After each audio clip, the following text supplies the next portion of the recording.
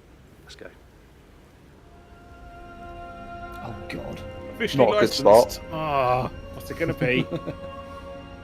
Oh, Another Warhammer cash grab. It's going to be high-end collectible things, isn't it? Overpriced, yeah. Things you can 3D print. Oh, a ginger man in a flat cap. Who's this hipster? I mean, come on. What do you take us for? To be sure, Without a doubt, the most iconic artifact weapon in the old world. I mean, as soon as we That's a knew we were Warhammer. working with Now you can buy an The actual Warhammer. Warhammer. That's what Galmaraz really, is. no questions asked. This was the one. Galmaraz, the Skull Splitter. Very, For us, very expensive. This is Warhammer. Very, very I expensive. Picture Yeah. Warhammer in my head. I have Galmaraz. It's gonna be like, what, 400 very quid? present in there. At So this least. one's the big one. What The we only then thing I've seen realized with is this that is, when you I scale need to that go up and to get life size, a model of portions are Frostborn to hang on the I mean, wall. it's made for mini standard. Showing your It age. was really cool to kind of Yeah. see the design team work through these problems iteratively over the course of That's a series exactly of what I just said, sculpts and, casual. and models. Whilst I'm not going to claim to be any kind of living personified Smeden here, I've definitely put my heart and soul into this piece. It's unbelievably important. They're probably to the 3D lore prints of themselves, the to old be world, honest. and to bring it to life. It's probably in a really full good scale thing, in a but way I just that cosplayers and LARPers can use. Again, it's a niche item that not a lot of Yeah, people are but going to where's want. the point when everybody's running around with fucking Galmaraz? I've got Galmaraz. No, I've got Can you- Galmaraz. Say you're a 20-year-old who's just moved in with your girlfriend. Oh, do you mind if I just warm out my my massive Warhammer? Not going to be cool with that. If you have the right girlfriend, they'll say yeah. It looks nice, but it's going to be massively overpriced. As a Warhammer fan, well, not Warhammer, a World of Warcraft fan, we've had this with a number of weapons over the years.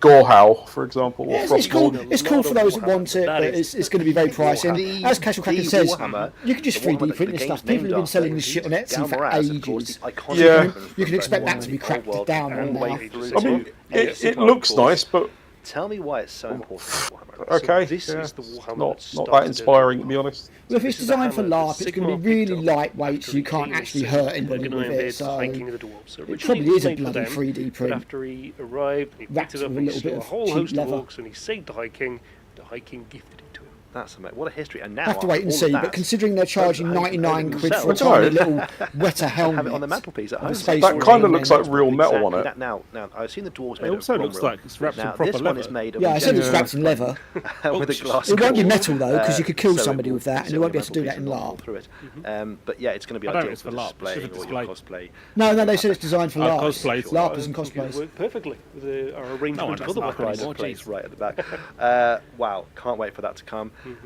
Let's have a quick talk about something else now. When we move on from a big Warhammer to very, very small Warhammer. Let's there talk you go. about Imperialis. Imperialis.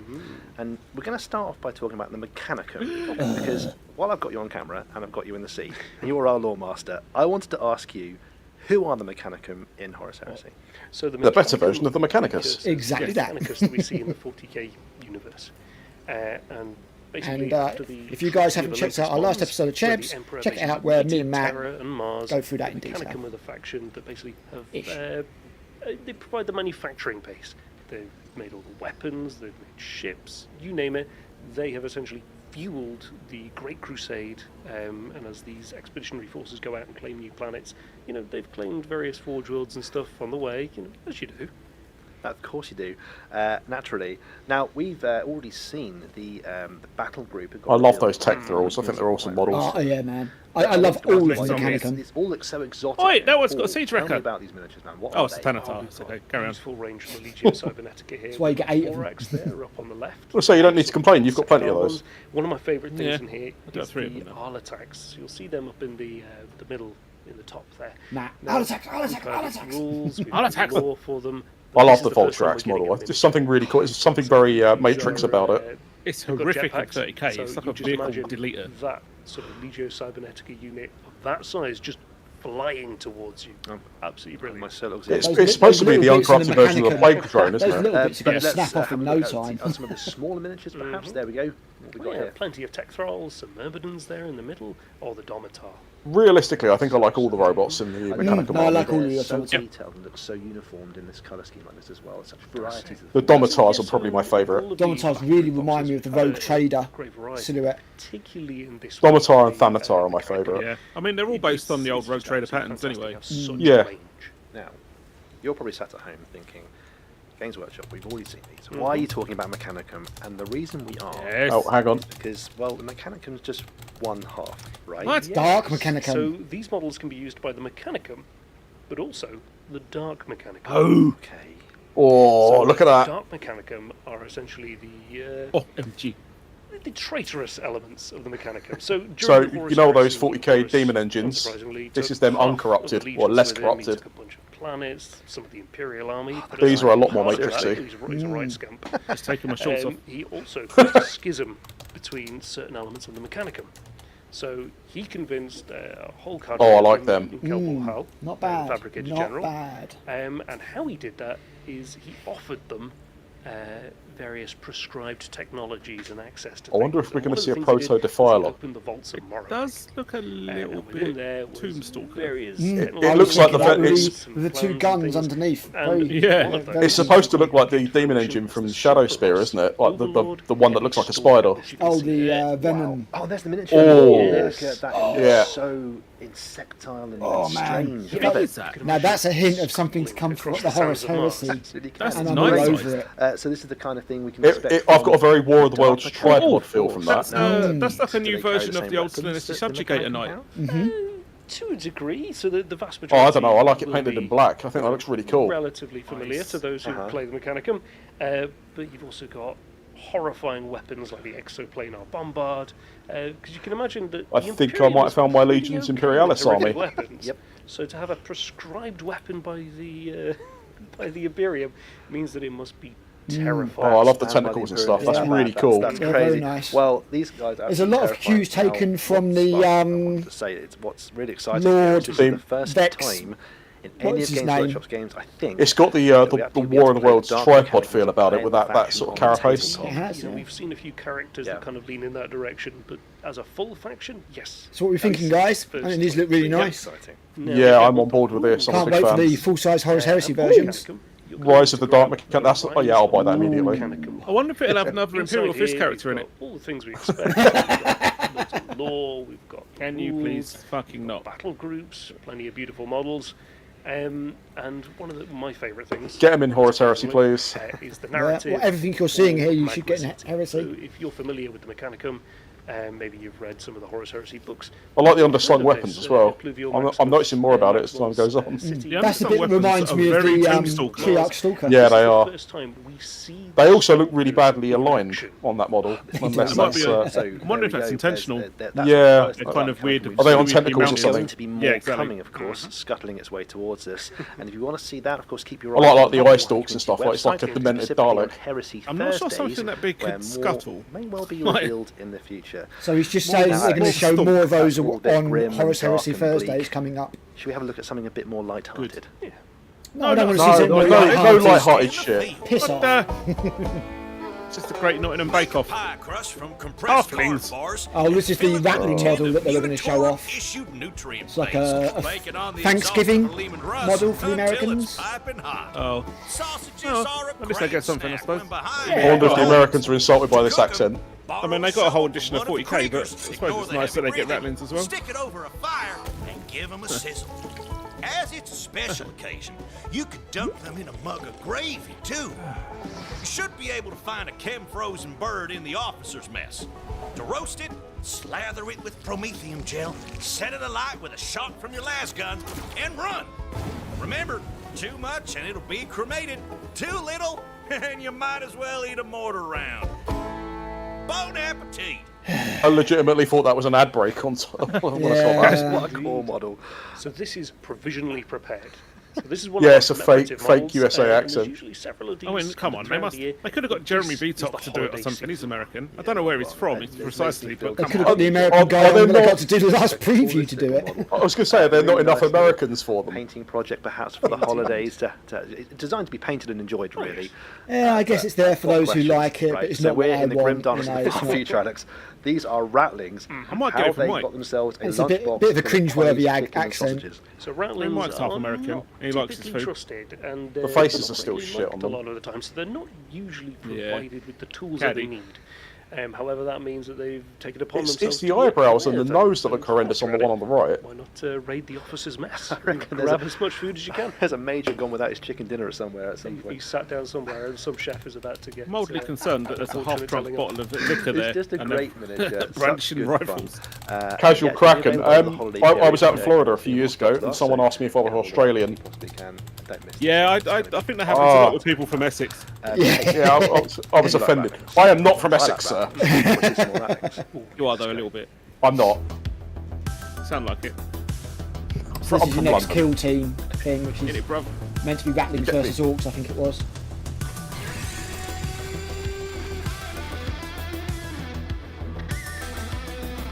No, they're nice. I like those. Yeah, Really cool. And they're very orky.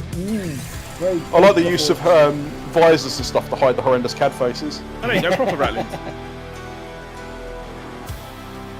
And a dog. That guy's not American. He's got a red beret. Was that a bulldog? Looked it. I love putting their Is dogs it in literally these orcs things. versus rattlings? And Yeah. they're a bit one-sided. What's with the smoke pile things on the floor? Like the model. It's one of the new things in the new kill team. Looks shit. Small bits they can sell you, basically. Yeah, both of those look pretty okay for what they are. Yeah, no, they're nice. Okay, that is Kill Yeah, not Team bad. Brutal and Cunning, the new expansion for Kill Team coming real soon. Now, of course, here we are today, 5th of October, is the release date of Hivestorm. It's in the stores right now. I saw it in Warhammer just now. So if you're painting Kill Team, great. Thank you very much indeed. Carry on painting Kill Team. It's fantastic fun. And we want to see your models and your games with the hashtag new Kill Team. But if you're a big fan of Kill Team, and if you're not, why not? But you're going to love Brutal and Cunning, the new expansion, which comes with 2 brand new kill teams. Nice models, and but some I ain't paying scenery as well. £47.50 for We've got to talk about this. But 10 first of all, of them, before we talk so, about you know, these it's as simple insanely as cool that, miniatures, really. Alex, tell me where the action takes us. We're still on Volcus, Yeah, right? we are indeed. So we're in the undermuzzle, which Those is rattlings look basically quite nice. under the massive Yeah, they do. ballistas. Lots of In character. high I'm not sure on those shock and fists on that basically, orc, but the rest of it looks orcs cool. attempted to invade because Yeah. who doesn't want a giant gun? Uh-huh. And they Big land- jacket, right? Yeah, I think they're they bionic. landed on the moon and they were going to prepare They another look a bit invasion silly, force. like Not surprised silly by sea it. trekkers. The These are Imperial A lot of them Marines, have I got don't them think actually. so. Like Blew the one off at the top there has it as well. and I think these- they were aiming for the fleet, but accidentally hit the moon. Still just I like off the fleet, squigs though. with the dynamite stuff. That's classic. Yeah, Straight out of absolutely Space good Marine, on they the are. No. You just land. So they've come down and as Kirsten any will like mech these boy guys. who's worth his dacker, No has grots. basically decided that they're going to try and take this opportunity while you everything's normally going get the on odd grot bonkers model, don't you? To basically take control of the gun. And you know, if there's an orc invasion taking place, who better to send out than the rattling snipers? Oh, You know what I yes. mean? It's the people I'd go to straight away.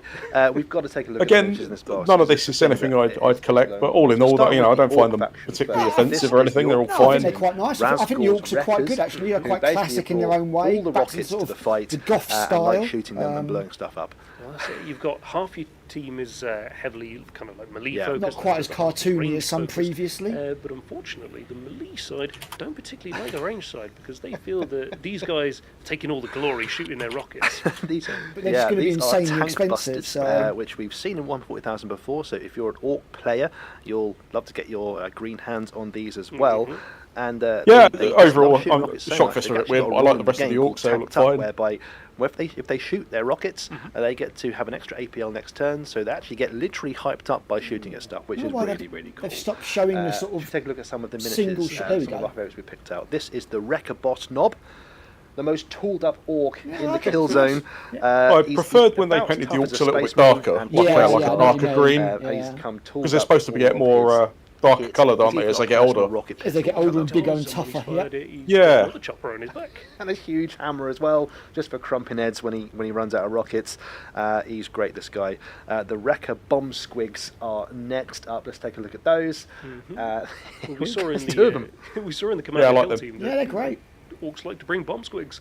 But these guys... Although I am slightly push off worried for that the explosions, one with the it's stick decided bomb in that his they're gonna mouth will bring just two. like let it go. You think he's playing fetch. What happens when you fire a rocket Or just and drop it strap while he's your running squigs along. back? Well, they are red, so I think they go faster. That's a dangerous weapon indeed.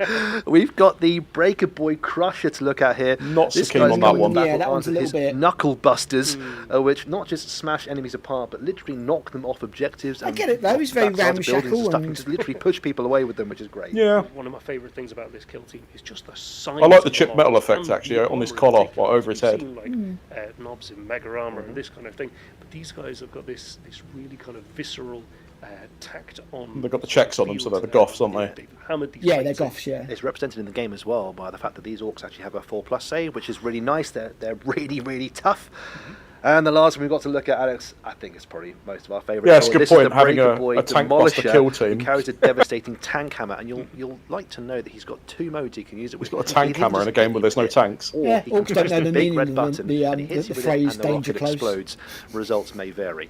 Luke's got his new rocks If you're an on. orc player and you're not pushing They that do look button, like new probably rocks. the The fact that there's even an option, really. But Somebody who's owned a few what a pairs. great looking warband. They really Yeah, are such I cool can see miniatures. mine now. But let's move on to the ones that are Well, he is a goth. maybe taking the spotlight a little. The Rattlings here are I was Hertz going to get a Hunters, new pair, but they're insanely expensive all now. sniper team of Got a Rattlings. pair in a charity shop for Special 25 quid forces sent recently. out, Oh, you lucky experts bastard. in long range Brand new. warfare, not so good at close range warfare. We'll come on to that in a Obscene. little bit. Just the coolest miniatures. That's it. They're absolutely bristling with character. Loads of different hats, loads of different tops. As I said before, It's the they're standard cutesy dog that they seem to keep given putting out. everything they need. a fucking They've got to chihuahua? Steal it from various. Oh, I think it's meant to be a bulldog or something, isn't it? Acquisition. Not those You ears. can see there on the a right hand 40k side, dog. they're fixer. Yeah, I mean, it doesn't have So to be an the exact breed, I Rattlings, suppose. Then again, I'm sure they'll not show it off. trusted to even have Mate, wash that mug.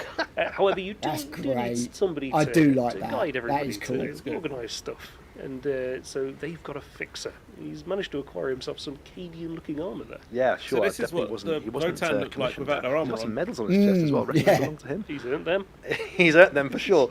I love the fact he stood there with a cup of tea with his binoculars watching from the back. Also, he's got a rule where he can direct the firepower of the rest of the squad, and if he shouts at something to die Yeah, it's from nice long model. range, it's almost certainly I going do to like get British. that. This the box next is model actually we quite got- tempting. I think it's the because beret, isn't it? I know Kirsty really likes but the also one orcs, of my favourite so miniatures. This is the big she's shot. already said in there that Look she at this needs the guy. bomb squigs. Now, snipers in Kill Team He's are cool. notorious I like the for fact being he's sort of taking big lying down the guns, sight. But this might be the biggest of them all. This gun is called a tank stopper rifle. Not too keen on the fact he's There ain't wearing a many hoodie by the tanks look of in things. Kill Team that we know of, so it's a bit overkill. But even a Space Marine's in trouble when he gets I think shot I'd by this camo thing. the hoodie But up. that's not the best thing. But I about like the it, fact he's got a right? uniform underneath This is it. definitely my favourite thing. Still don't know why they've made him American, because he's a very British looking dude. That's better. I like the cup of tea he's got there actually on top of the power pack.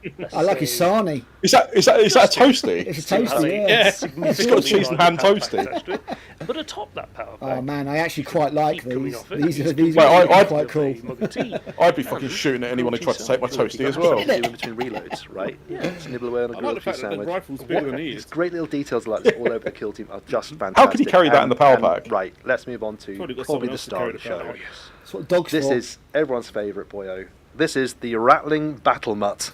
Oh, he's such a The great battle boy. butt. Yeah, it's cool. The most determined of canids there ever was.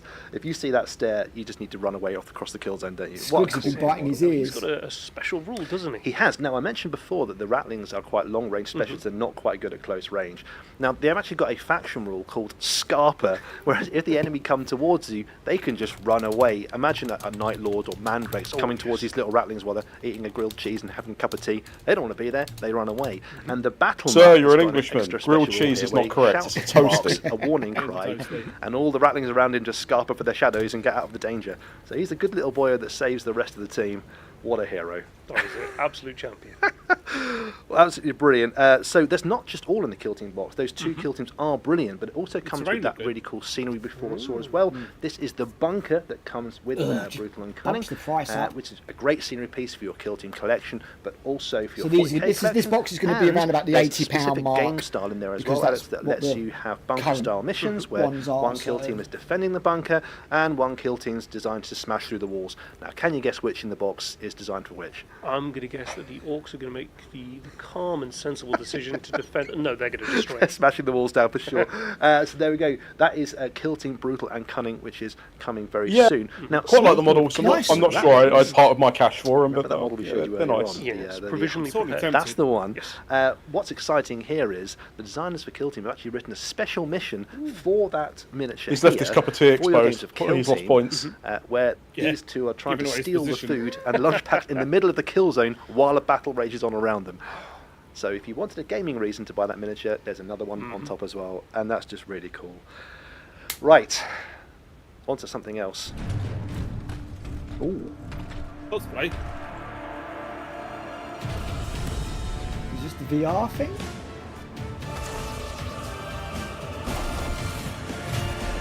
It's a Necron. Different developer. The enemy without. Oh, a vignette. Okay. That looks great. That is amazing. That looks really great. How can you And tell if it you looks like great? what you've Haven't just seen it. seen, at the end of the stream, you can go on warhammertv.com and you can see the Oh, entire. Warhammer TV, I'm out. That's I'm not giving them for money. Sure. Right.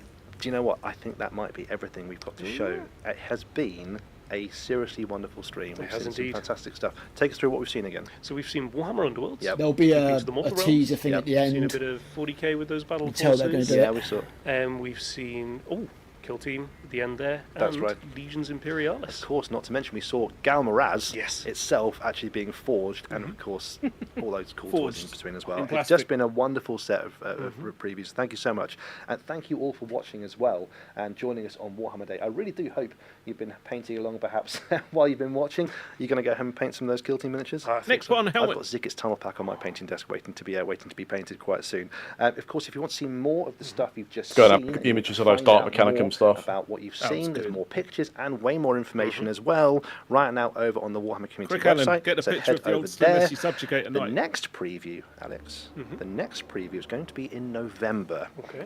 When we're heading to the World Championships and the Grand Narrative from America. Birthday preview. There will be a preview coming there as well. So do Why make is he sure you're watching talking out like for he's that talking one. to someone's senile But auntie? That's all from us for now. Thank you so much for joining us. Because and that's thank you who everyone in the Champ chat. Edition's Dottie, aimed Raph, at now. Thank you so much. It's been a pleasure, sir. We'll see you guys. Oh, you need to roll a 6. With what? That is it. Oh, no, There we go. Emperor's Emperor's Children. Are we going to get any more than that, or is it just Nah, a logo? that'll be it. Coming 2025. There you go. Fulgrim's on his way. There you go. All the chaos people in the chat are just like, ooh. We've had Fulgrim transfigured or transpired or whatever it is. The Transfigured. The resin transfigured one. Fulgrim. Yeah, no. Yeah, we all know the 40k one is probably going to be dog in comparison. I don't see it being that good, but I'm hoping it will be okay. I thought Angron was all right for what he was. Angron was great. Mortarion was shit. Magnus has the most outrageous nipples in history. Magnus has got too much, and the problem with Magnus is because he was the first one, it's before they really learned how to define details in CAD. So he's got that kind of action figure-y look again. Looks like those the problem is- McFarlane action figures. Angron aside, the Primarchs in 40k look like the 30k ones done in Play-Doh. Yeah, kind of, yeah. I thought the Lion was okay, Sir Davos. But Doesn't Gulliman's- hold a candle to the 30k line. though. Gulliman's very, very, very bad. Very bad. So what did we think, chat? I thought there was some nice stuff there, to be honest. I thought overall it didn't disappoint me as much as I thought it would. What was everyone's favourite? You know, I thought there was some. I thought the Kill Team box is actually genuinely very nice. The well, biggest that's disappointment, I think, in all honesty, was probably the Christmas boxes. Yeah, I mean, I must admit, I was expecting disappointment, and I'm pleasantly surprised that with that Dark Mechanicum stuff, that done it for me. That was great. I'd love to see more. We're keeping an eye on those Horus Heresy Thursdays as they come up for sure, because they said there's going to be a lot more coming off of there. But yeah, I like the Kill Team box set. Underworlds, I need to know more about the rules before I part with another load of money on something that I'm not going to play. But I'm kind of glad that it is getting rebooted, because it had got to the stage where it's just I just looked at the rulebook and I was just like, this is ridiculous. I've done a review on the channel, you can check it out. Yeah, not bad, to be honest. I thought there's some good stuff. It's all going to be way too expensive. You know, I don't care about the props or anything like that. As I said, all that stuff's available on Etsy right now if you want to get it. You can buy a bolt pistol, 3D printed bolt pistol for like 40 quid. Because it says squigs and more squigs. Surprisingly, none of it's up on Warhammer Community yet. No, it normally takes a... Well, actually, no, they normally upload it while the preview's on. So Yeah, they're normally quite on it. Obviously, some poor bastard going, how the fuck do I do this stupid new website? slacking. But Doing more of the dark mech. I don't know if they're going to show a lot more of that. But Someone's just put in the chat, half a Drukhari range is now out of production. Is it out of production or out of stock? Out of stock, I imagine. I mean, I fully expect the Drukhari to lose all of their fine cast shit, and that all to get converted to plastic. But that's a good thing, not a bad thing. Some of their fine cast stuff is actually pretty cool, like the dog things. I can't remember what they were called. Oh, the Warhounds. Yeah, I quite like them. Or well, they changed them to something they called them Chimera or something in the end, didn't they? Yeah, and then you had like the flocks of birds, like the Corvidae or whatever they were called. Yeah, Corvidae.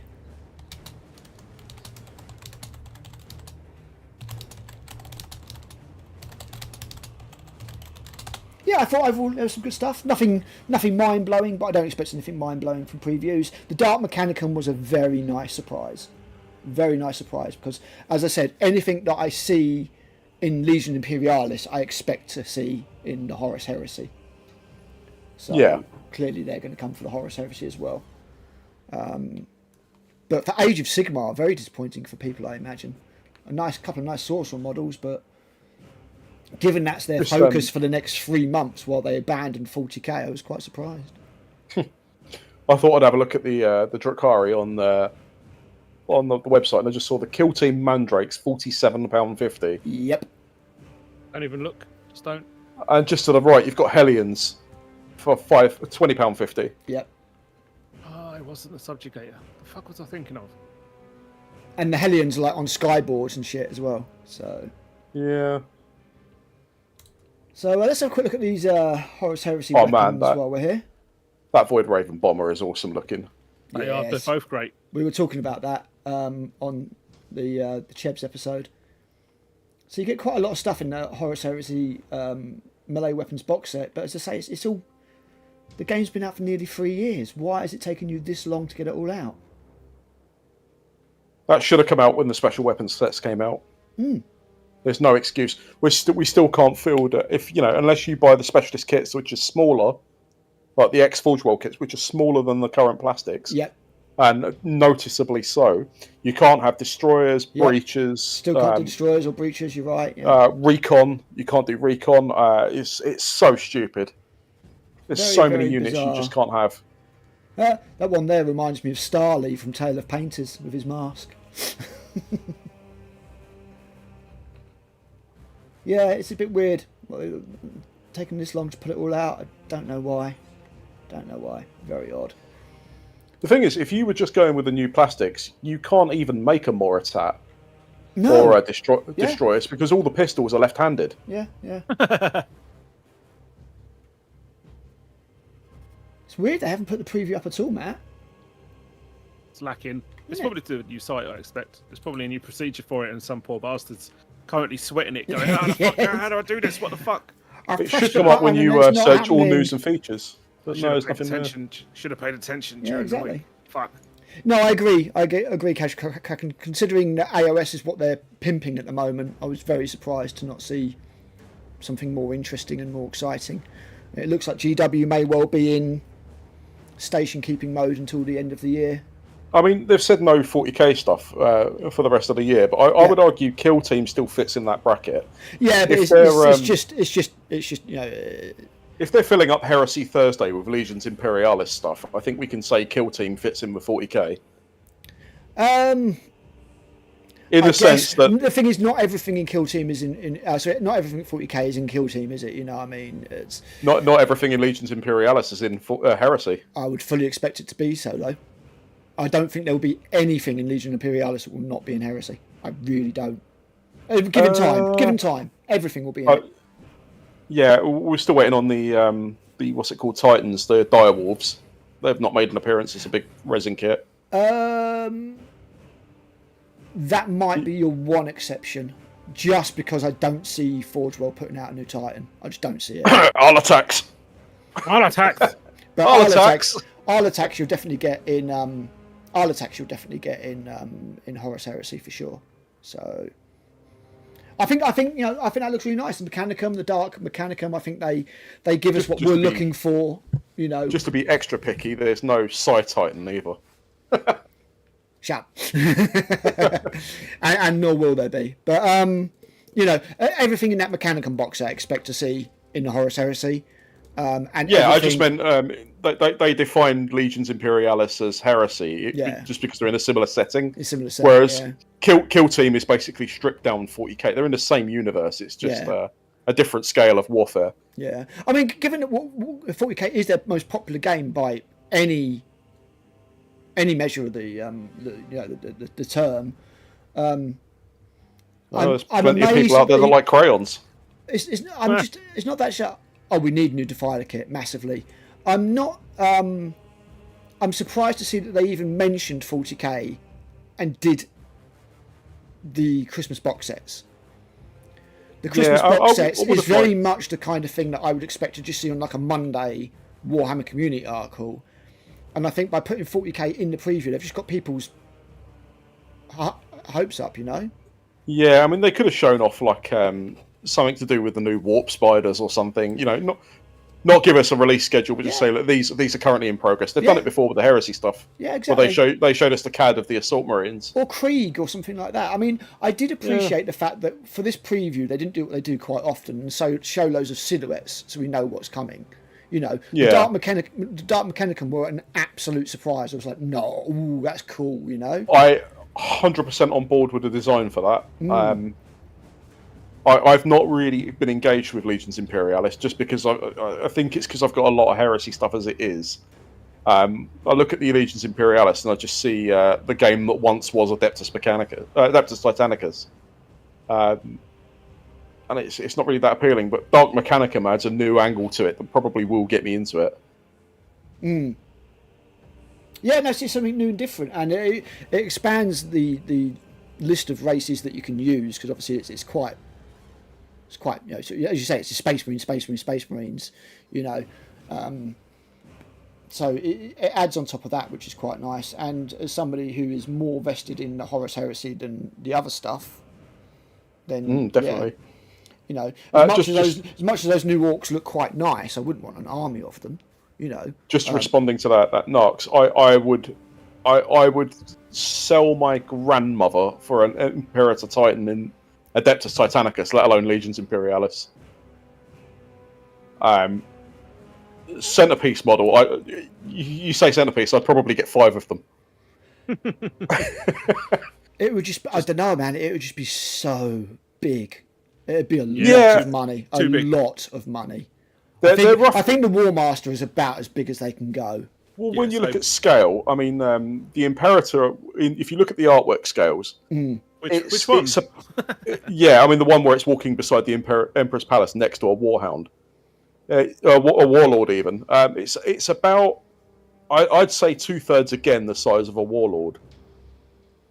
They're not like twice the size or anything. They are noticeably bigger, but they're not like shockingly bigger. The War Master kind of came out of nowhere. Yeah. But I would say they are doable. I mean, they're entirely doable to do as a kit. How many would you sell for what it is? How many Tyranid Biotitans have Forge World sold? I mean, if they...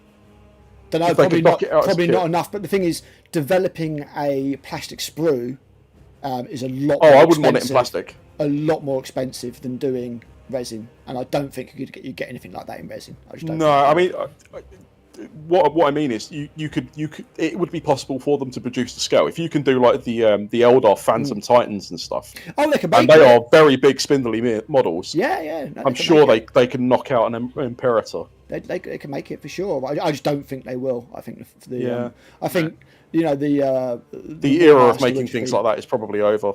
I think so. It's like how many people realistically bought a Manta? I mean, don't get me wrong, it's a really impressive model, but how many people were there that actually bought one? Well, say the Warlord Titan itself, there's not been a massive amount of those sold, because you got one, didn't you, Matt? What was your number? Oh fuck knows, I'd have to look it up. What, you got a Warlord? Yeah. I knew you had a Reaver. I didn't know you had a Warlord. No, you went and got a bloody I Warlord. got all 3 of those. Not because I'm moneybags. I got my Warhound when I got made redundant, and I got a payout. So I was like, "Yep, thanks for that. I'll take that." The Reaver I got from my inheritance when I lost Dad, and the Warlord I got from my The inheritance Warlord he got when by I selling his lost ass Mum. down on the corner like normal. True, yes. Alan Bly was like, "Look, I know we're near the toilets. I'll get you a Warlord if you just leave me alone." Get your hands off my belt. Oh no, I would love to get. To be honest, of all the Titans out there, I've got a Warhound, but the one I would really most want is a Reaver. I love the Reaver. It's something about it. It's such a cool looking model. Well, I love the Adeptus Titanicus kits. So we've got Casual Kraken here asking best Christmas box. In his opinion, it was Knights and the Oryx forts. Well, it'd be helpful if they put some fucking photos up so we could see them. But I'd say I'm not really invested enough to buy any of them. But if I was to get one, it would probably be the Dark Angels one. I quite like the look of. yeah, that wasn't bad. I mean, I don't know if you really need 6 outer circle dudes, companions. I've got a feeling they're trying to shift those because they haven't sold. That's what these No, Christmas but then I'm boxes not going to tend play 40k anyway. The Knights one is okay, but I've got all that stuff already. I've got 4 hell. I've got a Knights army all sitting waiting to be painted. I painted. I would have liked to have seen a Horus Heresy battle force, to be honest. Yeah, see, Yes. I'm not sure. Yeah, I'm that not would sure have about been the 40k rules because I don't really want to look at the codexes because I love reading all the lore and stuff in the 10th edition codexes, and then when I get to the rules section, I just get very upset, and then I wish I hadn't opened it at all. But I can see that Knights box being very useful for 30k because in the current edition of 30k, if you're fielding Knights, you need to bring 2 of the Armiger class Knights as troop choices before you can bring a big Knight as a Lord of War. So for every big Knight, you need to bring 2 of them. So that's quite a useful box. If you've already got one big Knight, you can just bosh that. Are the standard plastic armigers in 30k now? Yeah. Okay, I've never really bothered with Knights in 30k. So I mean, I think out of the Age of Sigmar boxes, the one I liked most was probably the Nurgle. Even though I'm not massive on the Warcry Nurgle models. Just the Horseman. I didn't mind the Cities of Sigmar stuff. That was all right. Cities of Sigmar is nice, but yeah, I don't know. There's something about it. 40k wise, for me, it was. Remind me again, what were they? There wasn't. Do you know what? There wasn't a Space Marine one.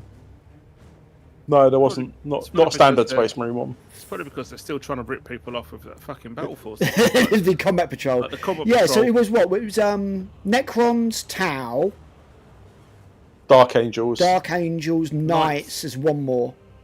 No, I think that was it, wasn't it? No, there was one more 40k one than there was Age of Sigmar. Sisters. Yeah, that was it. Sisters. Sisters. Oh, the Sisters box that contained no sisters. That contain those sisters. Well, Out of those, technically the Repentier are sisters, but not the ones you want. out of Naughty those, sisters. I Yeah, would it's the naughty box. probably have to agree with Carl. I think probably the Dark Angels one's probably the best. I was underwhelmed by all of them. I didn't think any of them were particularly good, to be honest. The 40k boxes. None of them offer anything particularly new or exciting. To be honest, they're all stuff that's Been done already. I think with these box sets, if they really want to, mind you, they'd be accused of knocking out FOMO, I suppose. Putting in either the dreaded word Games Workshop hates, discounting something by putting an extra unit in or something, or putting some sort of Christmas sculpt in there. Yes, yeah, that'd be nice, wouldn't it? I don't know. I mean, they were a bit underwhelming. Normally, when you pick up a Christmas box set like a Battle Force, you get quite a chunk in there. You would look at it and go, "That's a decent small army." These really seem to be quite low on both on model count and value.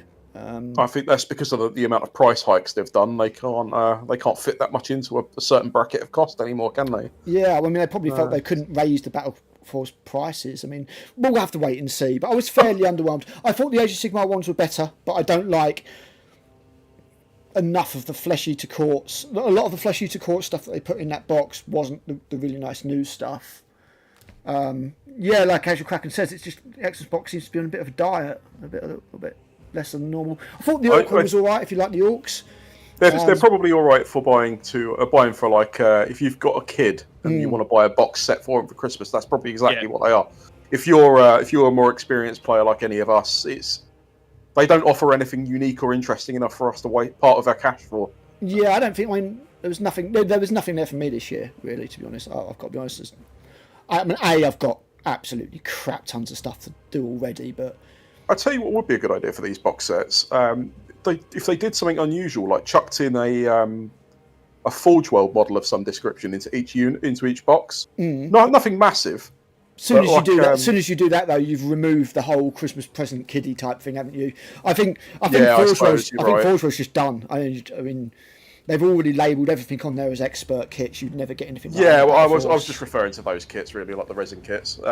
But as Casual Cracker says, they're designed to go alongside the Spearhead Combat Patrol boxes. They're absolutely designed to do that. So it's all very safe entry level sort of box sets, isn't it? It's not. But even when you look at the Dark Oath Spearhead box, it's like 25 models, naffle points, and it's going to be like 80, 90 quid. Do you remember years ago when they actually released a box set of an entire Space Marine company? I do. It was 330 quid at the time.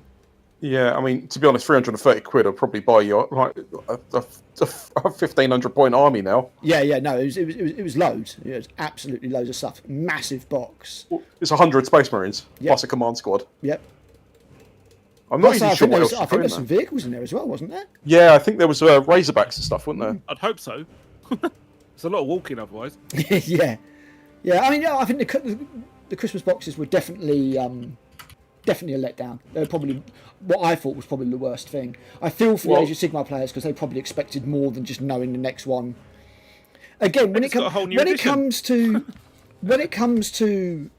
that Spearhead reveal of the Dark Oath Chieftains, that is something I would just expect to see on a Monday.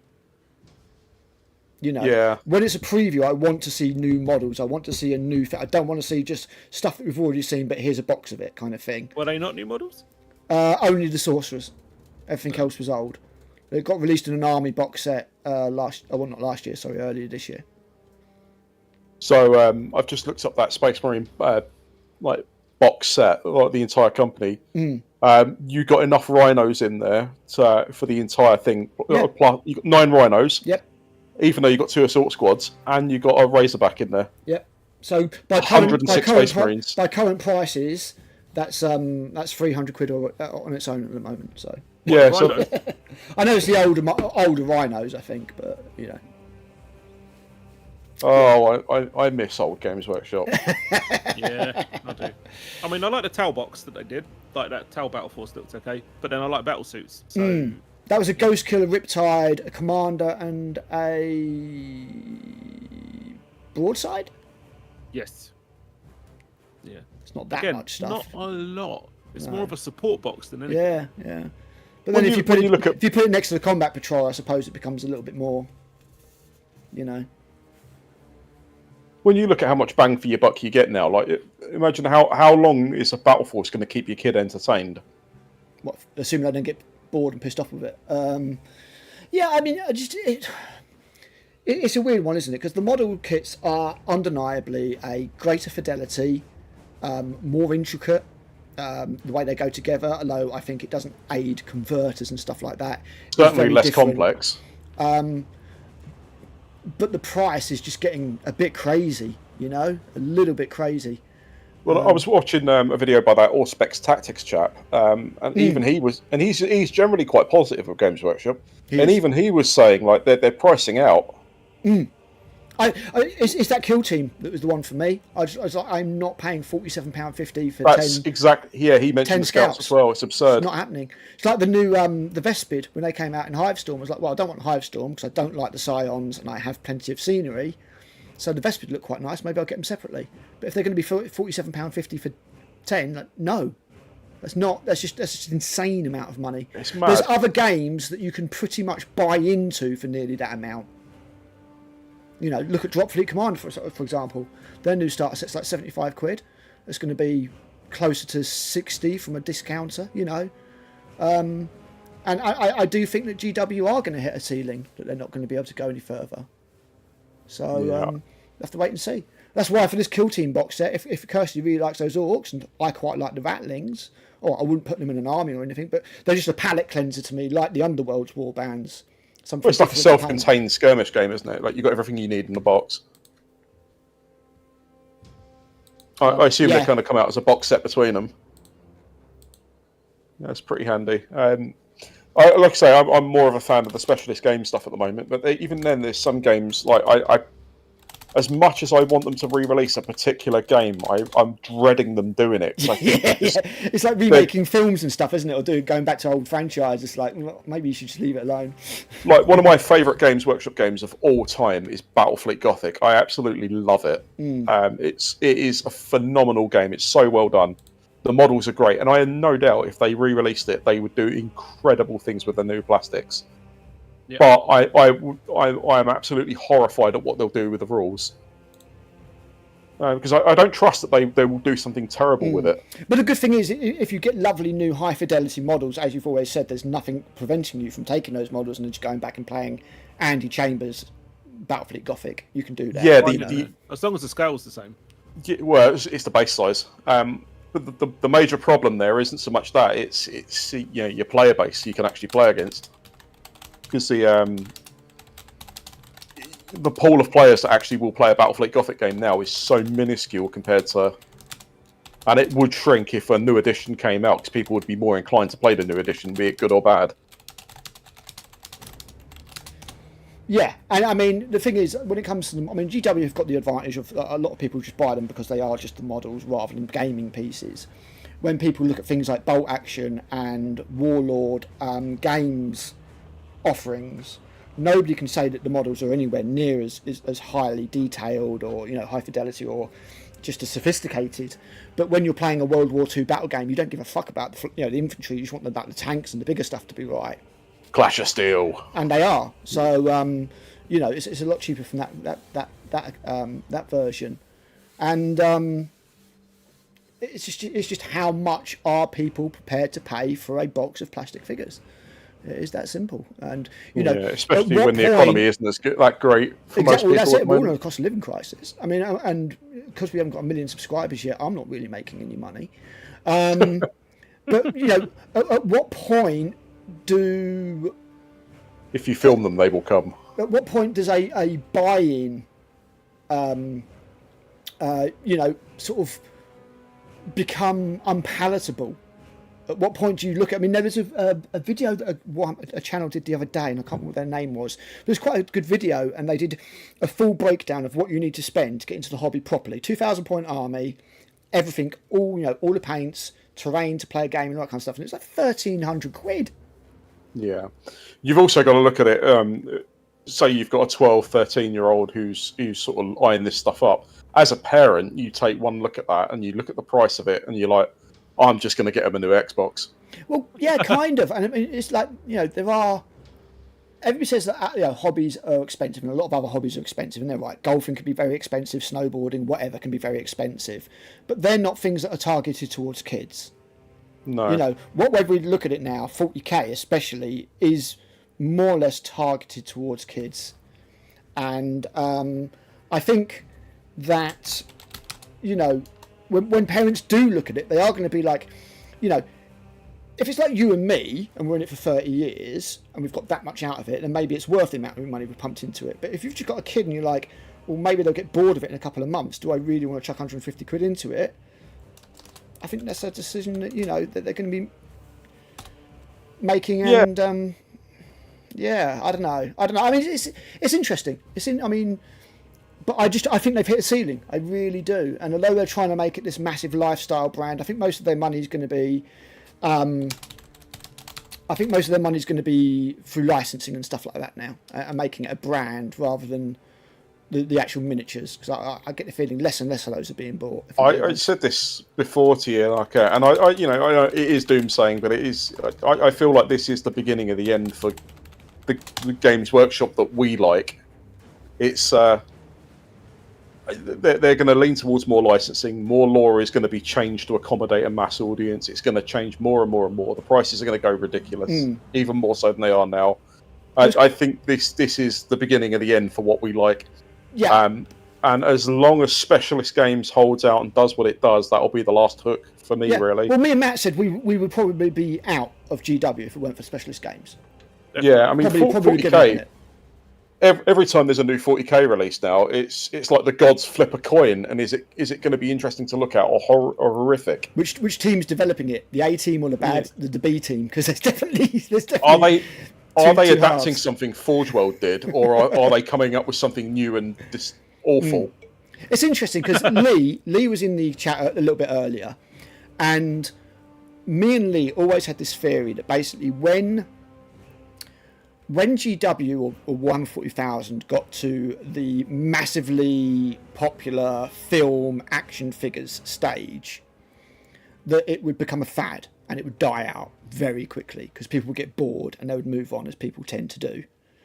Now, obviously, the action figures thing has happened already as a collectible thing, but I still maintain that there's a point at which people, when it's a niche thing, GW, like back in the day, boys and girls, I think the people who got into it were in it for kind of like the long haul. Do you know what I mean?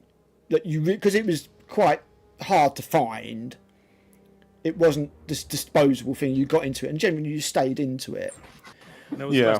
Whereas now, because of the saturation, there was no internet or alternatives and things like that. Exactly, yeah. There's two types of Games Workshop fan. Well, I say Games Workshop fan. Games Workshop's settings fan. There's the guy who's like, oh yeah, I was really into Warhammer one summer, and then there's the guy who was like, yeah, Ave Dominus Nox, Death to the False Emperor for life. We've all fell into the latter category. But Games Workshop is uniquely interested in the former. Yes. They want to drain them of cash, get them out the door, get another crop of kids in. Yeah. I mean, look back in, like, I don't know how long ago I'm talking now because it's been a long time, but like GW stores used to do veteran nights where they get all the veterans down and stuff like that. And I'm assuming none of that happens anymore. No. Most stores generally don't allow you to play any more than 500 points in store now, and it has to be like an intro level game. They certainly won't let you have any Forge World in store. No. My local store said we'll only let you play what we sell in store. Yeah, so they weren't even letting you play Horus Heresy, were they? Even then, they only allowed Horus Heresy, despite having Age of Darkness on the shelf. Even then, they only allowed you to play it for one evening for 3 hours each week, and it still had to be under 500 points. I don't know what you know about Heresy, but under 500 points is a very shit game. It's not worth playing. No.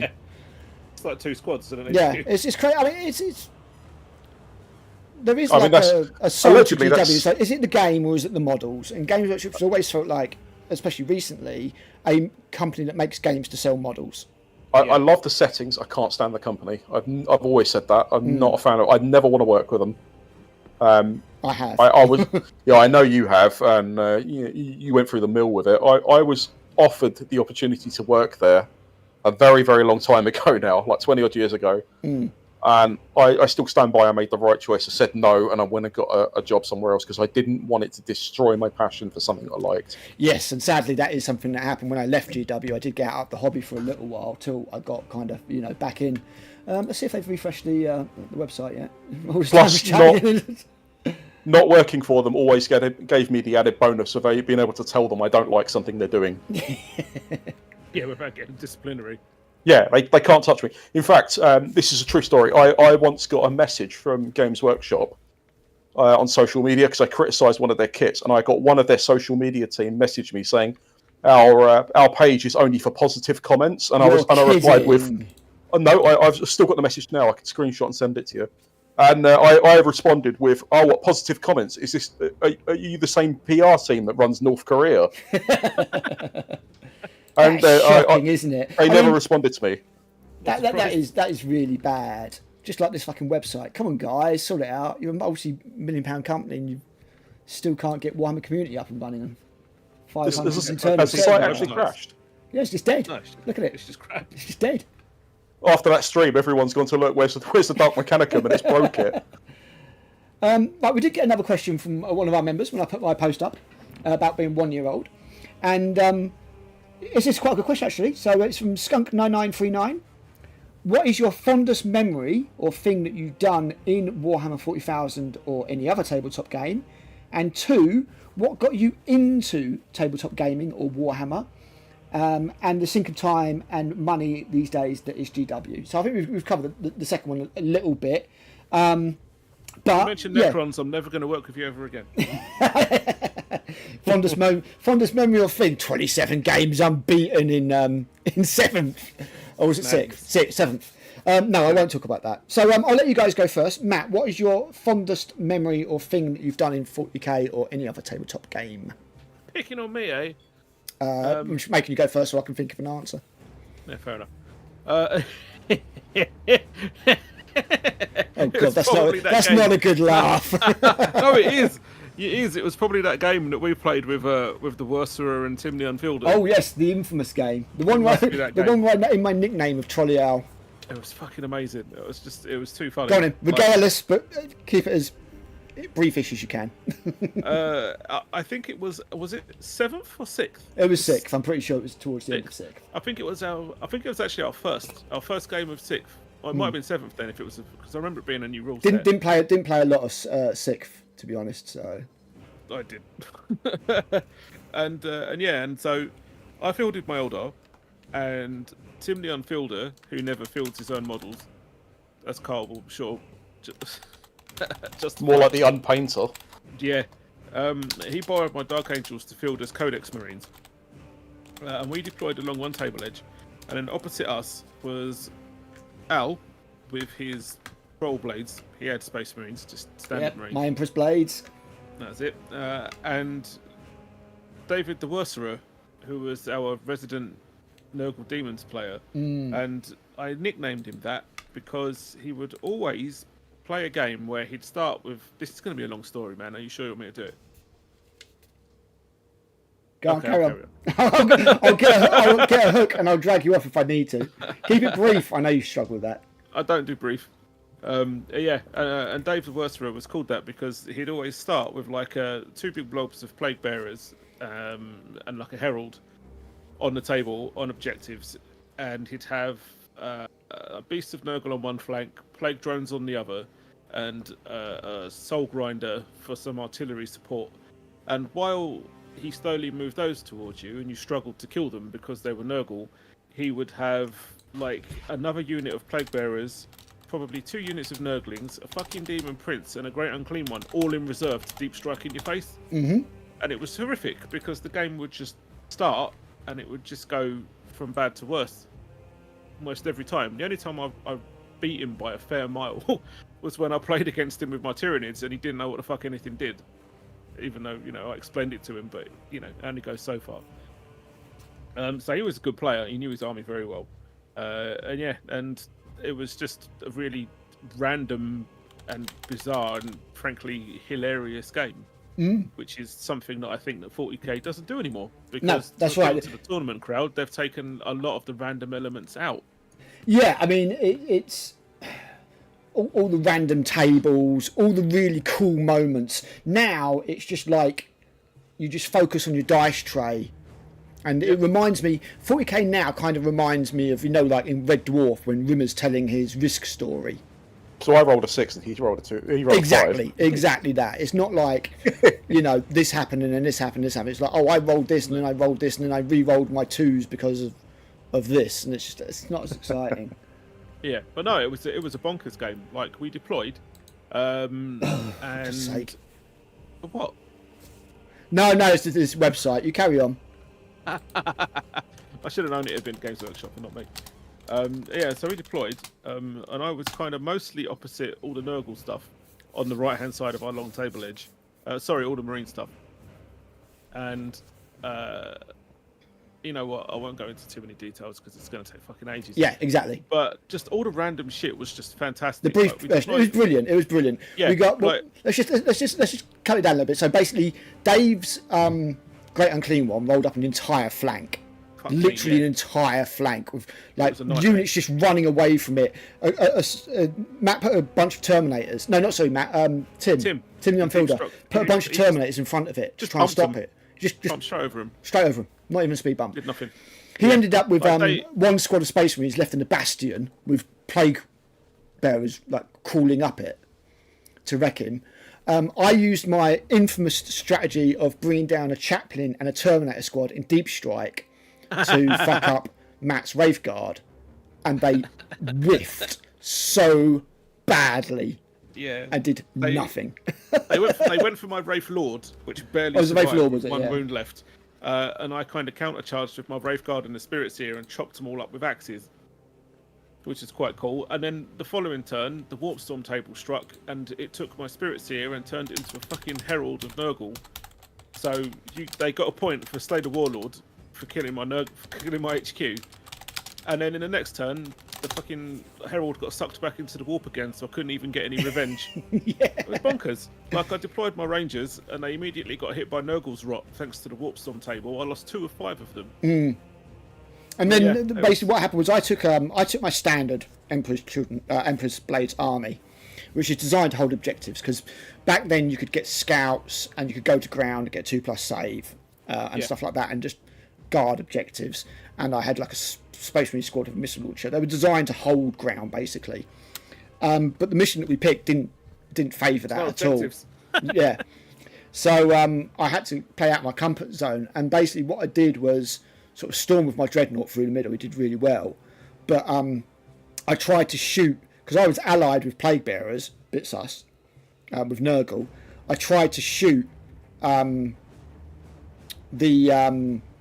Eldar, I think it was, with my Whirlwind, and it ended up scattering onto my allies and wrecking a unit. And, danger close. We decided that the Plague Bearers were basically putting a glamour on, and they all look like slightly smelly Sisters of Battle. Yeah, which is why I was fighting with them. So. It was good times. It was a good game. It was good fun. Mad game. Yeah. It was mad. Like, that Great and Clean one was horrific. Ridiculous. They've always did that. Yeah, the Great and Clean one, it always used to give it like a greater Ether Blade, so that it was really killy in assault. He'd always give it Biomancy, and it'd have like Iron Arm, so its toughness and strength would both go up by 1. But again, back then you could customise your models like that. Back then, you can't do it now. It's all gone. All the war gear's gone. You can't. List building is just not a thing. It's a joke. It's just designed to be blocks of stuff to put onto the table to play in an esports-ish kind of way. So how did you get into the hobby then, for the second question? I'd gone from primary school to secondary school, and one of my best friends in primary school lived at the other end of the county, pretty much. So we didn't go to the same senior schools, and I went to see him after not seeing him for ages. And apart from getting me into metal, because the Black Album by Metallica had just come out about 6 months before, and he wouldn't lend me it because it was too new. He also got into Games Workshop stuff, and he had like Rogue Trader. He had a copy of Space Hulk that we played, and I remember flicking through an old White Dwarf that he had with first edition Space Marine, like epic stuff in it, and it was going over Chaos Titan mutations, and there was like gun heads in there and flail arms and tails with guns on and blades and shit, and it all looked awesome. So I really enjoyed playing the game of Space Hulk with him. So when I got home, I hassled my parents, and there was no Games Workshop near us in Essex. The closest one was London at the time, I think, in 1990. So the closest place was Victoria Model Railways in Romford, which my dad was really familiar with because he loved his model trains. So when he went there next, I was like, "Take me with you," and he was like, "What the actual?" But okay. And I went there, and they had Space Hulk and like the Deathwing Gene Stealer expansions, and I hassled him, and I ended up getting the board game for my birthday, and then like the 2 expansions for Christmas a month later. Yep. Because back then they weren't that expensive. Space Hulk was like 25 quid, I think 35 quid. Back in the before times. Yeah, and the boxed expansions were like what, 15, 20? Yep. So I'm just putting an image up so that people haven't got to look at a fucking 500 server error because GW can't fucking run a website to save their lives. What have you done? I've not done anything. So that was pretty much that. So my earliest Games Workshop stuff was Space Hulk, followed by Rogue Trader. Not that I played many games of that, because at my age it was a bit like, well, how much stuff? And I think from Space Hulk I went to Advanced Space Crusade, which I've still got both of those. And then from there, it was probably 3rd edition, 2nd? Whatever the fuck that was. I also ended up getting like Man of War, like that silly old fantasy game with the ships. Game, yeah. I had a bunch of metal... Man o' War. Yeah, that was it. Metal ships and whatnot, and a Nautilus submarine. Yeah, and I just kind of went from there. And then about 6 years later, when I got old enough to go clubbing and went to college, and discovered beer and I discovered girls. They didn't really discover me. I kind of dropped all the hobby stuff because all my friends who I played with locally were all older than me, and they all sodded off to uni. So my impromptu gaming group kind of disappeared. The people who I used to play at school with, obviously I weren't at school anymore, I was at college. So I kind of stopped. I still kept up my White Dwarf subscription with the local newsagent. So I kept tabs on things like Necromunda and all the early first-time round specialist games like Blood Bowl, but I never actually played them because there was no one for me to play them with. And then when we ended up forming a band, a good few years after that, I bumped into Mike and got chatting to him because he was a drummer in another band, and he was like, "Oh yeah, I do Games Workshop stuff," and I was like, "I used to do that. What have you got?" And he was like, "Tyranids and Space Wolves," and I was like, "Dude, I've got Tyranids and Marines as well." And then I got back into it just then, Cool. probably from the mid 2000s, and then I've kind of not really been out of it since then. Well, except for now, maybe. What about you, Carl? So my favourite memory of 40k was 10 years old. It's going back to 1996. I had space. We were all playing. It was 4 of us around a friend's house, all playing second edition. And I had Blood Angels. One friend had Eldar. Another one had Orcs, and one guy had Chaos. And I remember that he summoned his Great Unclean One. And as soon as he shouted, "I'm summoning the Great Unclean One," his sister walked past the room. And her name was Grace. So from then on, it just became a bit of a pre-internet meme amongst our group that someone's summoning the Grace Unclean One. And even 30 years later, I still look at those models and still think the Grace Unclean One. Awesome. Yeah, it was my favourite game. It was ridiculous. You had a bunch of 10-year-olds all trying to suss out second edition. And second edition was, to put it politely, not to be fucked with. No. It was simpler than Rogue Trader, but it was not simple to a 10-year-old. No. Lots of weird shaped dice involved in the yeah, and the weapons cards, the vehicle cards, the whole works. It was mad. But yeah, and then desperately trying to proxy in a thud gun because the template was awesome. Oh right, yeah. I had Tyranids and the Venom Cannon, so I used the thud gun template for that. So yeah, it was great.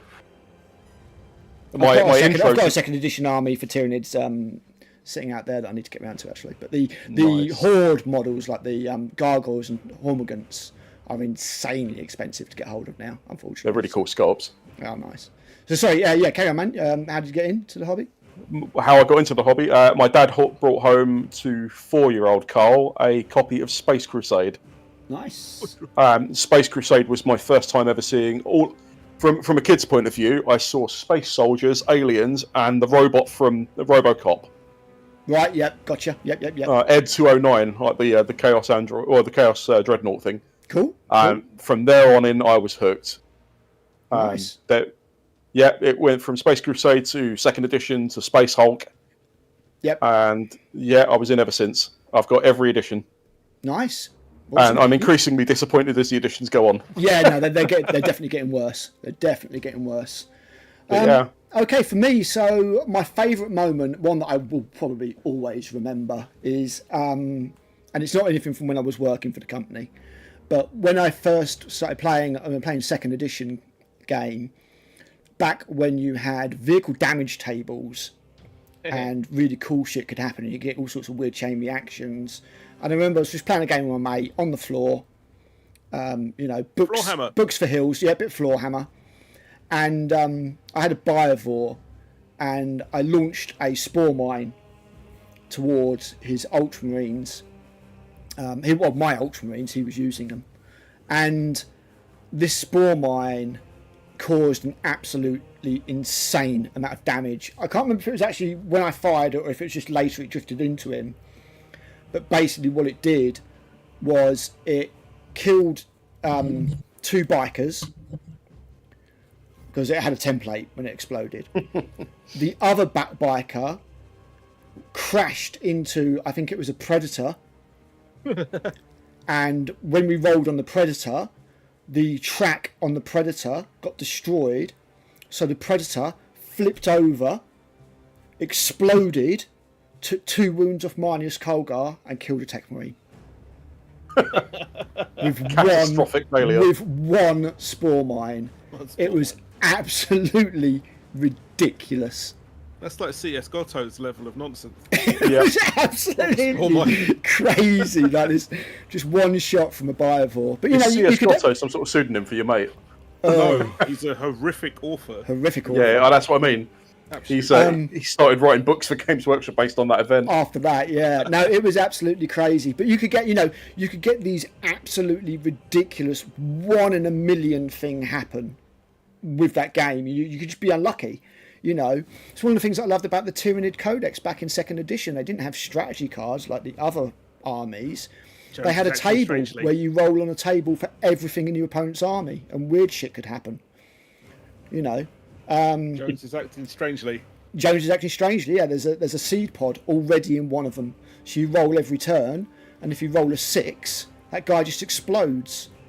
And you just put a 5-inch template over the squad as they get attacked by a barbed strangler, you know. Just these really cool narrative things that just don't happen anymore. They're gone. Too random now.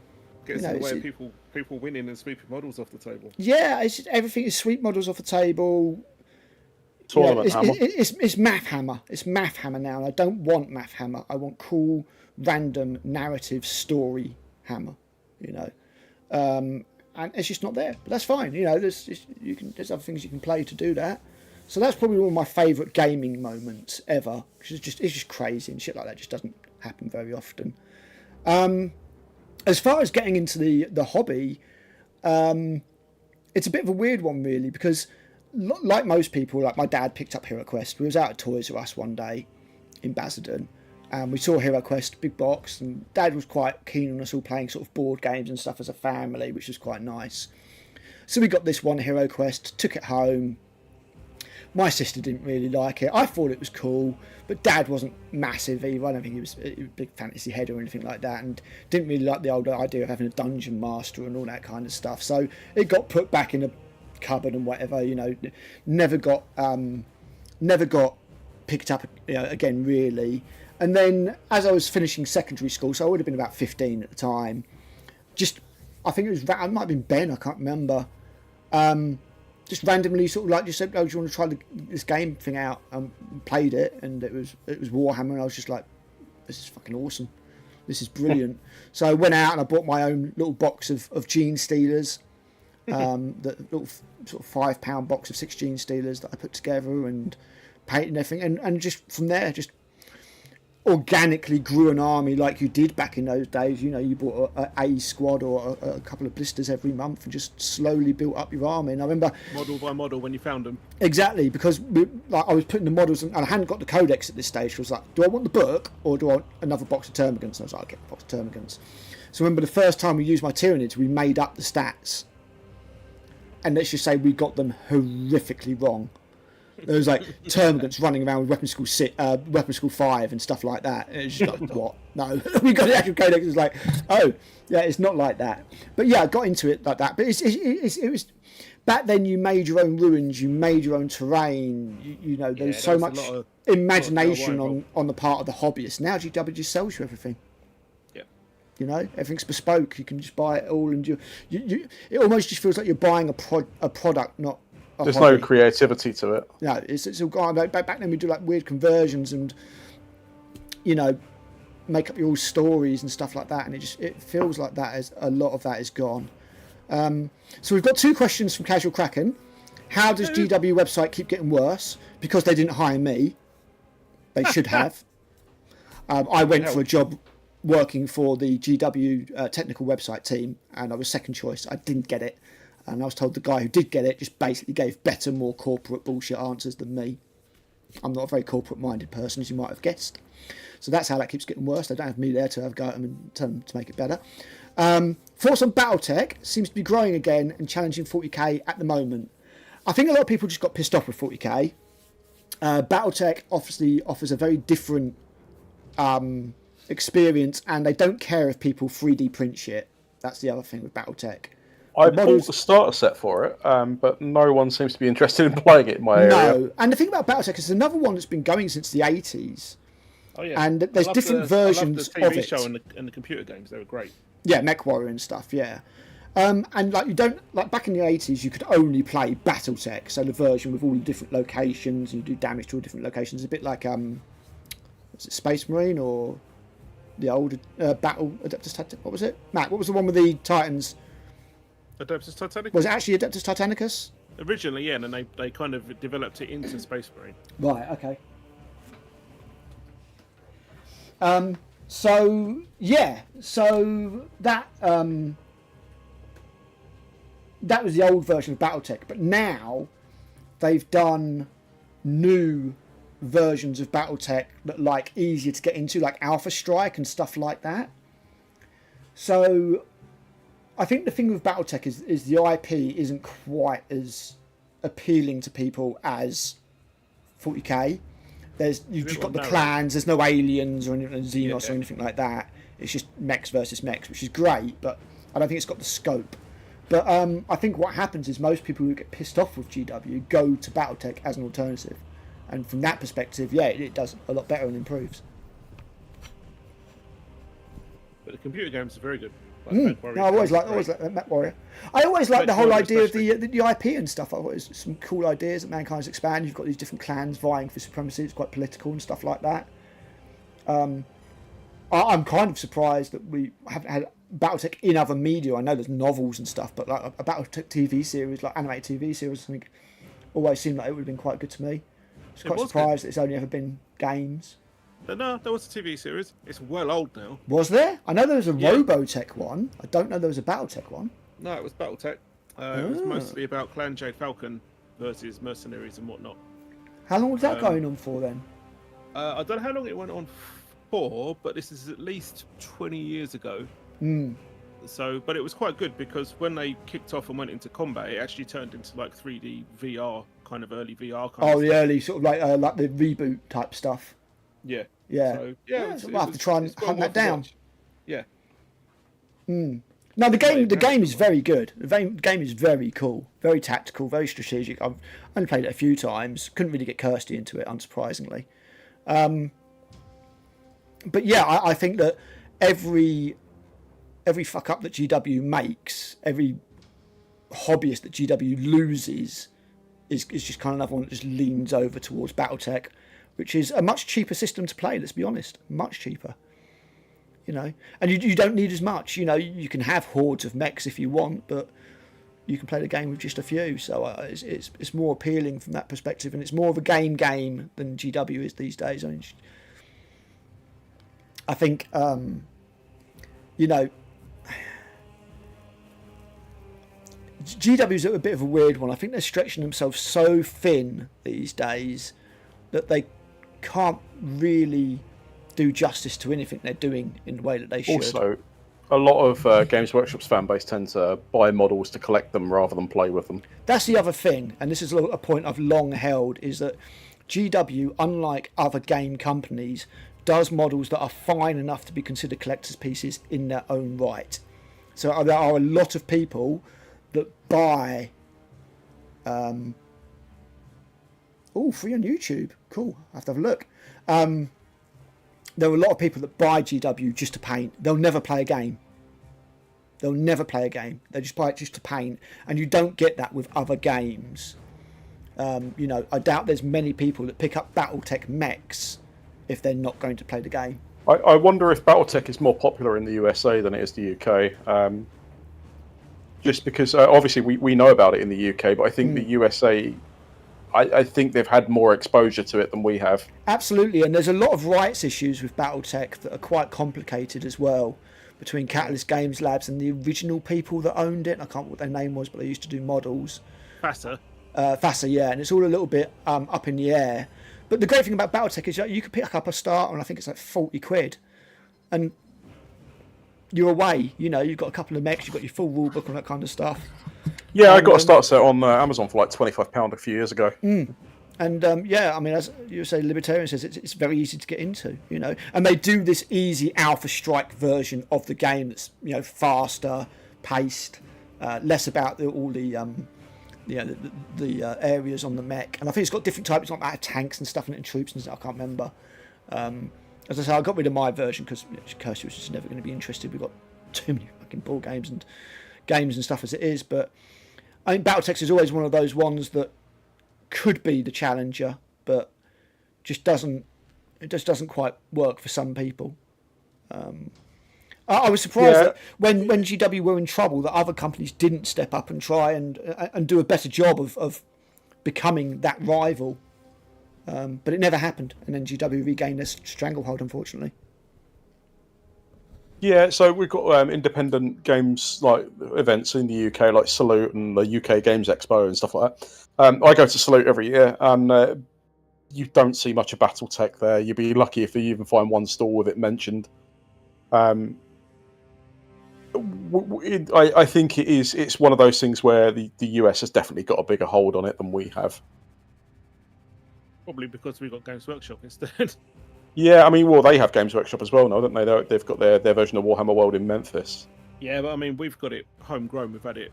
It's kind of been part of our culture for quite a while before it got any traction over in the States. Yeah, I mean, we also have wargaming tends to be quite a popular. It's not. I wouldn't say mainstream or anything, but it tends to be quite popular amongst like nerdy types over in the UK. So we've got a lot of things like TT Combat, for example.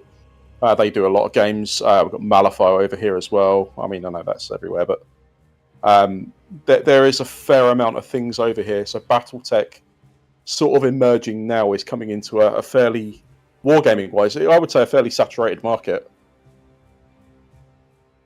Yeah, seems fair. It'll be interesting to see how Xeogenesis does, because obviously that's a mech-based game with 3D printed models.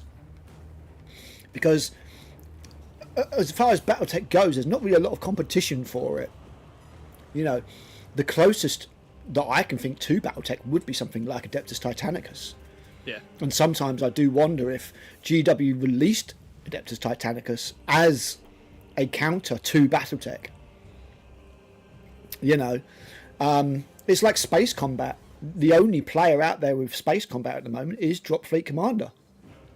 Yeah, which from Games Workshop's point is fairly criminal, considering that they have Battlefleet Gothic. Yeah, I'm surprised they haven't done Battlefleet Gothic already. There are a number of like space games out there. They're just not that popular. I mean, Firestorm Armada did fairly well for a while. Yeah, but Firestorm Armada's dead. Because unfortunately, it's come and gone. And the funny thing with that is, when I was working at War Cradle 5 years ago now, they were actively developing Firestorm Armada. I saw the concept sketches and everything that our artists had done and everything like that.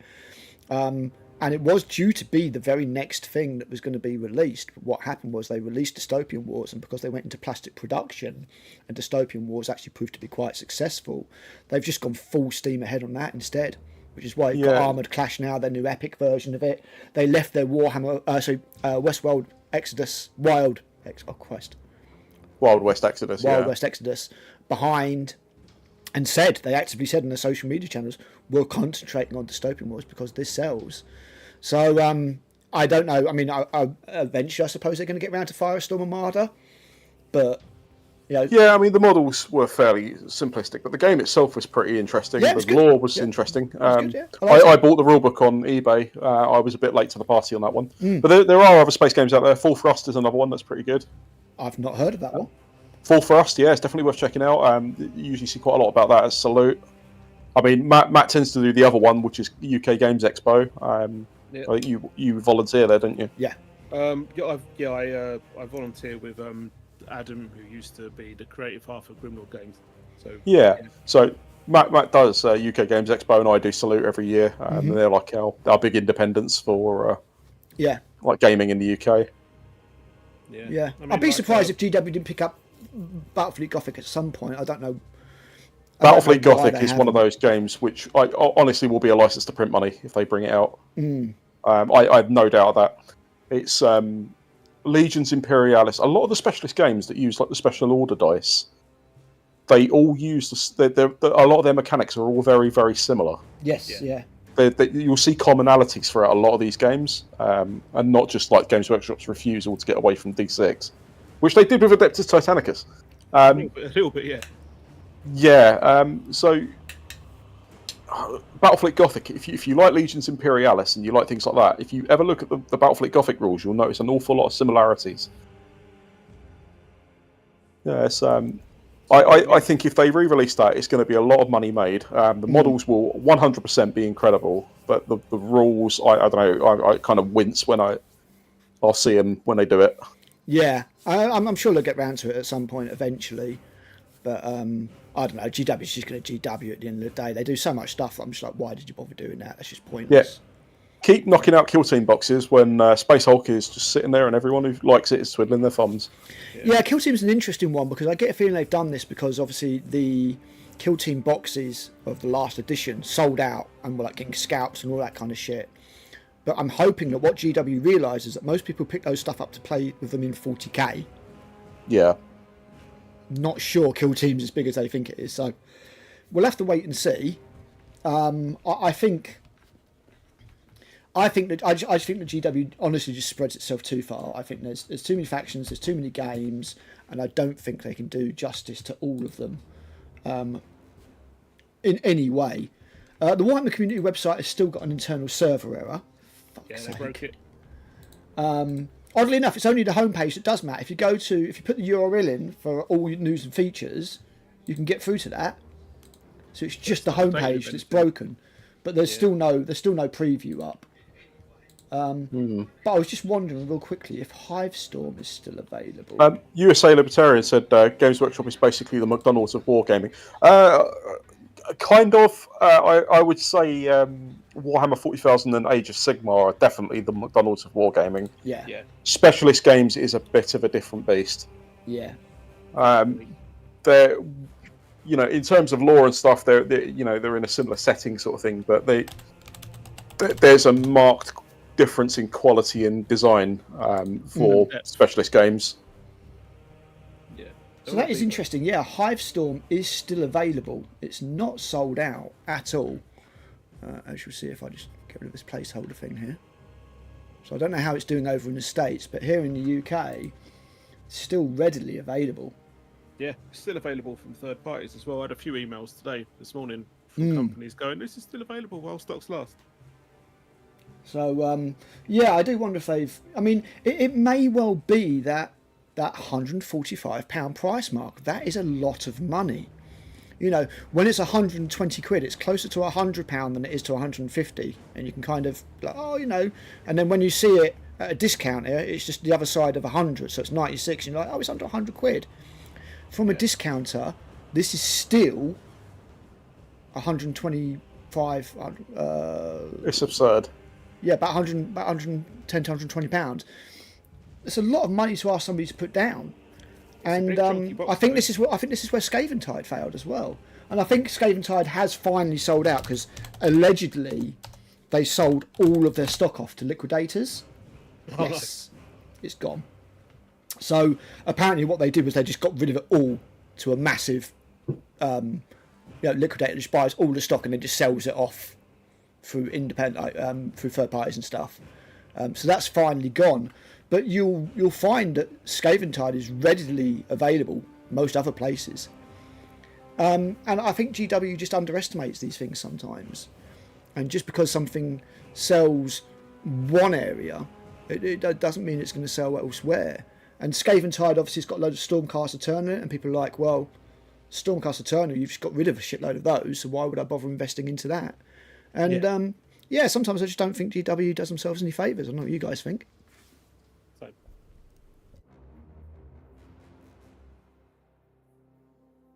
I think I'm going to have to shoot off, I'm afraid, chaps.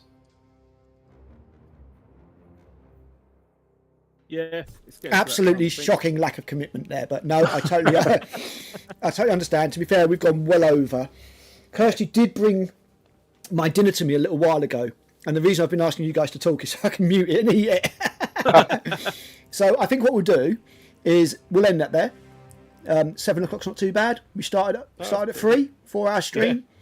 Guys, I mean, this was more than anyone should have inflicted upon him. Thank you very much for organising it, Al. It's been good fun. Yeah, it's been a good laugh, hasn't it? It's something special for our 1 year anniversary.